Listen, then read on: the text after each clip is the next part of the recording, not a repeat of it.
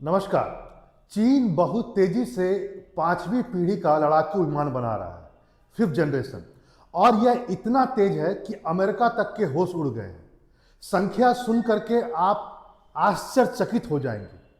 माना जा रहा है कि 2030 तक चीन के पास फिफ्थ जनरेशन फाइटर प्लेन 1000 हो जाएगा, उसकी संख्या, जिसका नाम है J-20। वैसे मैं बता दूं, चीन J-20 से एक और अच्छा अपग्रेड वर्जन J-35 उसको भी बना रहा है। और इन दोनों को मिला करके 2030 तक माना जा रहा है कि 1000 पार कर जाएगा। भारत के पास एक भी नहीं है। एमका प्रोजेक्ट भारत चला रहा है फ्रांस के साथ मिल करके, और पता चल रहा है कि हम 2035 तक शायद कोई एकाक बना ले। अपने आप में बहुत बड़ी बात।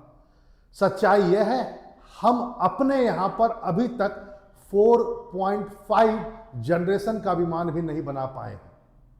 आपको बताते हैं पूरी बात। वैसे इस बात को भी जान लीजिए, आपको उत्सुकता यह भी होगी कि चीन के पास अभी फिलहाल कितना है और अमेरिका के पास अभी फिलहाल कितना है। इसको भी जरा सुन लीजिए। 2020 में चीन के पास माना जाता है J-20, जो उसका फिफ्थ जनरेशन स्टील्थ, आपको पता होगा ना, स्टील्थ होता ही है, ये छुप सकता है रेडार में, 50 संख्या में था। 2025 में इसकी संख्या बढ़ करके 300 हो गया है, और अब माना जा रहा है 2030 तक यह बढ़ करके 1000 हो जाएगा। अपने आप में बहुत बड़ी बात। वैसे मैं बता दूं, बताया यह जा रहा है कि जो चीन है वह लगातार केवल J-20 नहीं, जो फिफ्थ जनरेशन है, जो हम राफेल जिस जनरेशन का है 4.5, उनका है J-16 4.5, सबसे अच्छा वर्जन, इसकी भी संख्या लगातार वह बढ़ा रहा है। और इसकी संख्या 100 से बढ़ा करके 450 कर दिया गया है, जो पहले कभी 100 हुआ करता था। इसमें आप यह भी जान लीजिए, वह यह है कि चीन केवल फिफ्थ जनरेशन तक नहीं रुका हुआ है। माना जाता है चीन ने अभी हाल ही में सिक्स जनरेशन का फाइटर प्लेन, जो विश्व में कहीं नहीं है, उसको भी टेस्ट कर लिया है, लेकिन अभी प्रोटोटाइप ही हुआ है, जिसका नाम रखा गया J-36 एंड J-50। ये छठा पीढ़ी का होगा। यहां पर कुछ बात अमेरिका की भी कर लेते हैं। अमेरिका का F-35 जो फिफ्थ जनरेशन का एयरक्राफ्ट है, उसकी संख्या आज केवल और केवल 600 है, और चीन अभी पार कर चुका है, 300 के आसपास चीन पहुंच चुका है। कहना बड़ा मुश्किल है कि जिस रफ्तार से चीन बढ़ रहा है, क्या अमेरिका को वो पीछे नहीं छोड़ देगा, अपने आप छोड़ देगा। और अब आप सोचिए, चीन के पास यदि जहाज 1000 हो जाए और अमेरिका के पास, मान लेते हैं 1000 अमेरिका के पास भी हो जाए, लेकिन फिर भी इंडो पैसिफिक क्षेत्र में चीन का दबदबा बहुत बढ़ जाएगा और अमेरिका के लिए सोचने का विषय हो जाएगा। अमेरिका के जो दोस्त जापान है, ताइवान है, उस पर खतरा और बढ़ जाएगा, क्योंकि आप चीन के पास अपनी टेरिटोरी में लड़ने के लिए बहुत जहाज होंगे। अमेरिका तो विश्व की हर जगह पर तैनात है। क्या वो अपने 600 का 600 जहाज को यहां ले आएगा या 1000 को ले आएगा? कहना आप भी समझ सकते हैं इस बात को। अब आइए थोड़ा भारत और चाइना के बीच भी आज आपको कंपेयर करने की जरूरत है। आप इस बात को जानिए कि भारत और चीन के पास यदि आज के तारीख में कहा जाए टोटल एयरक्राफ्ट कितने हैं, तो चीन के पास में है 3300 और भारत के पास में है 2200। लेकिन यदि फाइटर जेट की बात करेंगे, जिसमें मैं फिफ्थ जनरेशन का भी बात कर रहा हूं, 4.5 फोर्थ जनरेशन की बात भी कर रहा हूं, उसमें चाइना का माना जा रहा है 1800 के आसपास में है, और भारत का केवल 550 है आ रहा है। यानी और भारत के पास लगभग स्क्वाड्रन है 30 से भी कम हो गए, 29 कहा जा रहा है। वहीं 70 के आसपास स्क्वाड्रन है किसके पास? चाइना के पास। आपको पता ही होगा, एक स्क्वाड्रन में 18 फाइटर प्लेन्स आते हैं। अब आप सोच सकते हैं चीन कितना आगे है। चलिए कुछ और भी भारत से यदि आपको कुछ और कंपैरिजन करने का मन हो तो समझ सकते हैं, फिफ्थ जनरेशन का भारत के पास कुछ नहीं है। एम का प्रोजेक्ट चल रहा है, 2035 तक हमारे पास 1 या 2 होगा, उनके पास आप समझ सकते हैं 1000 पार कर जाएगा 2030 में ही। ठीक है, अब आइए 4.5 जनरेशन। 4.5 जनरेशन हमारे पास भी है, चीन के पास भी है। चीन के पास है 4.5 जनरेशन का, माना जाता है J-10, J-16 और J-11, ये सब है चीन का। भारत के पास क्या है? तो भारत के पास राफेल है, सुखोई 30 MKI का जो अपग्रेड वर्जन किया गया है वो भी माना जाता है 4.5 के आसपास में है, और तेजस MK1A, ये 4+ है, 4.5 नहीं है। माना जाता है तेजस का MK2 जो होगा वह होगा आपका 4.5 जनरेशन का। लेकिन जो अभी हाल बना रहा है, जिसके लिए इंजन आ रहा है जेई से, अमेरिका से, वह बन रहा है MK1A, वह 4+ है, 4.5 नहीं है। 4.5 जो है वो तेजस का जो वर्जन बनेगा 2030 में जाकर के बोला जा रहा है वो वर्जन बनेगा, वह होगा 4.5 वर्जन का। हम कितने पीछे हैं आप समझ सकते हैं। वहीं आइए 4 जनरेशन का, तो हमारे पास मिराज है, मिग 16 है, बाकी हमारे पास 6 जनरेशन का तो कुछ है भी नहीं, हम जानते हैं। अब आइए चीन के बारे में थोड़ा सा, और चीन ने जितनी तेजी से विमान बनाया, पहले उसके 4 जनरेशन और 4.5 जनरेशन को जरा देख लेते हैं।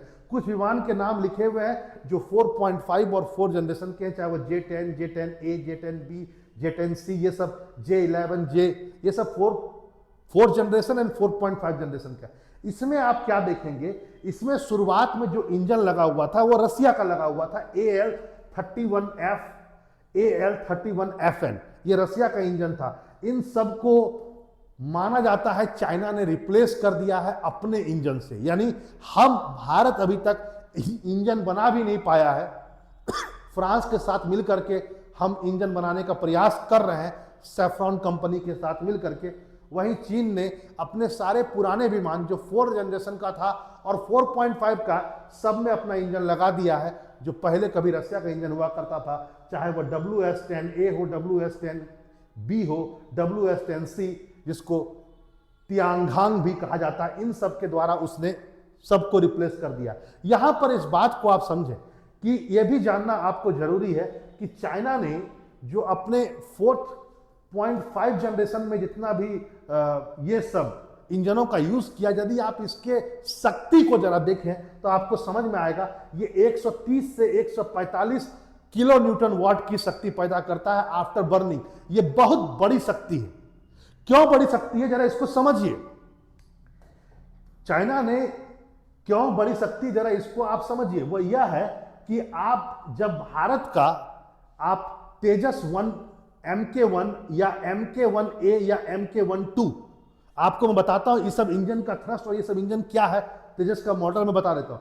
अभी जो भारत का तेजस है, जो लगभग 32 से 40 के आसपास में तेजस जो है वो ऑपरेशन में है, उसे उसका जो नाम है वो है MK1, तेजस MK1। यह अभी 40 के आसपास भारत के पास में है। यह 4 जनरेशन का है, लेकिन MK1A जो होगा ये 4 जनरेशन प्लस का होगा, थोड़ा सा ज्यादा। और MK2 जो होगा वो होगा 4.5 जनरेशन का माना जाता है। अब आइए इन सब के बारे में जरा इस चीजों को समझिए कि इसमें कितना न्यूटन थ्रस्ट का इंजन का यूज किया गया है। सर, माना जा रहा है कि जो हम लोगों ने जो इसमें यूज किया है MK1 4 जनरेशन में और MK1A, इन दोनों में जो न्यूटन थ्रस्ट होगा वो महज होगा 85 से लेकर के 90 तक का। और इसमें जो इंजन यूज हो रहा है अमेरिका वाला जेई का F404, महज इतना न्यूटन थ्रस्ट। सोचिए अब इतना न्यूटन थ्रस्ट में वह कितना पेलोड ले जा सकता है, कितना हथियार ले जा सकता है। इसलिए माना जाता है कि MK1 जो अभी है और MK1A, ये दोनों लाइटर विमान है। लाइट से थोड़ा ज्यादा होता है मिडिल, भारी विमान नहीं, मिडिल वाला, ये होगा MK2।